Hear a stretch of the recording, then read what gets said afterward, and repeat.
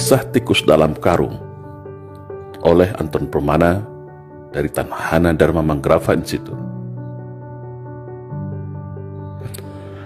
Dalam sebuah perjalanan kereta api, seorang profesor ilmuwan asal Prancis bertanya kepada seorang pria tua yang duduk di sampingnya, "Bapak, kalau saya boleh bertanya, benda apa yang ada di dalam karung itu?"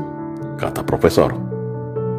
Pria tua menjawab, "Oh, itu adalah kumpulan tikus yang ada di ladang gandum saya." Lalu profesor dengan mimik yang semakin heran dan penasaran melanjutkan pertanyaannya, "Untuk kegunaan apakah tikus itu jauh-jauh Anda bawa dan untuk siapa?" Si pria tua menjawab, "Tikus ini ada yang order buat laboratorium pemerintah sebagai bahan penelitian. Saya mau mengantarkannya langsung. Dan ini sudah biasa saya lakukan dalam beberapa tahun ini." Sambil manggut-manggut, si profesor bertanya kembali, "Lalu, kenapa Anda selalu menendang-nendang tikus itu dan menggoyang-goyang karungnya setiap saat?" Si pria tua itu menjawab, "Oh, kalau itu adalah tradisi kami sejak dulu di ladang. Saya menendang dan menggoyang-goyang tikus itu agar tikus itu sibuk dan ribut antar sesama dia di dalam karung. Karena kalau mereka tenang-tenang saja tanpa diganggu, maka tikus itu bisa menggigit dan mengoyak karung ini dengan gigi dan kukunya yang tajam. Makanya saya goyang dan tenang terus karung ini, supaya tikus-tikus ini lupa kalau mereka sebenarnya punya senjata gigi dan cakar. Mereka punya cara bersama-sama untuk melepaskan diri dari karung ini," jawab pria itu santai. "Oh, begitu ternyata," jawab profesor ini baru paham dan mengerti sambil manggut-manggut. Nah, apa yang dapat kita ambil pelajaran dari cerita di atas kalau kita konversikan kepada kondisi bangsa kita saat ini?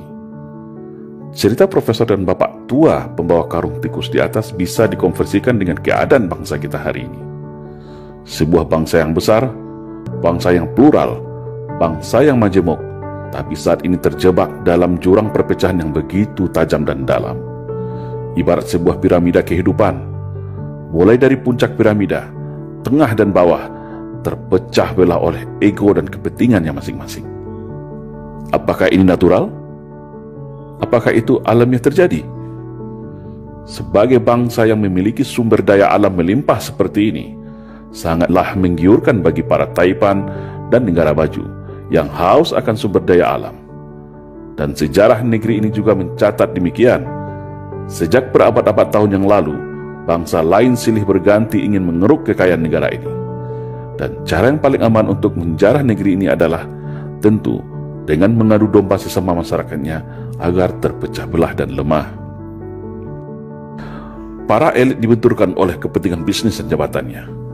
Pemerintah dibenturkan dengan rakyatnya. Sesama anak bangsa dibenturkan diadu domba dengan isu sentimen sara.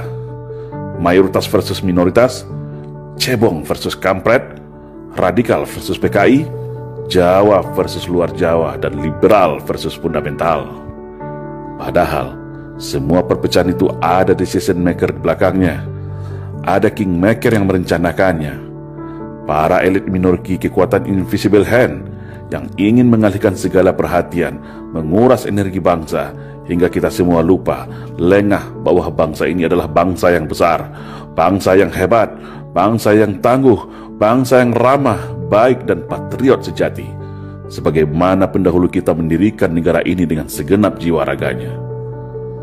Setiap hari, setiap menit dan detik, ada saja isu permasalahan yang muncul seakan memaksa kita, menggiring kita, memancing emosi kita untuk terus berkelahi, saling mencaci dan saling membuli. Seolah tak ada lagi celah untuk kembali ke masa indah yang penuh kerukunan, ketentraman dan saling percaya dan toleransi. Yang agama satu tak recokin agama yang lainnya. Yang aliran berbeda tidak hakimi aliran yang lainnya. Suku lain tidak menghina suku lain. Kehormatan sara sangat kita junjung dan hormati. Tapi saat ini, isu sara seolah menjadi amunisi dan senjata untuk memecah belah anak bangsa. Akhirnya yang terjadi, sesama anak bangsa terjebak dalam jurang gelap perpecahan tiada henti, yang membuat para cukong, elit minoriti, kingmaker semua tepuk tangan dan tertawa sambil menghisap kekayaan negeri ini dengan tenang. Sudah saatnya bangsa ini sadar akan jati dirinya. Sudah saatnya kita semua paham arti dari semua perpecahan ini. Semua ada yang mengaturnya, dan semua ada yang menikmatinya. Ibarat kata pepatah, kalau kapal pecah, maka hiu yang akan kenyang menikmatinya. Padahal, mereka yang merancang ini hanya dari kalangan yang sedikit, tapi berhasil memecah belah serta membodohi kita semua dengan propaganda dan adu domba. Seperti pria tua yang selalu menendang menggoyang tikus dalam karungnya agar selalu ribut dan lengah. Sekarang, kembali kepada kita semua. Tetap ribut saling cakar antar sesama, atau bersatu bersama-sama untuk melepaskan diri dari skenario belenggu perpecahan, membangun arus gelombang persatuan kesatuan bangsa untuk menuju arah Indonesia ke depan yang lebih baik.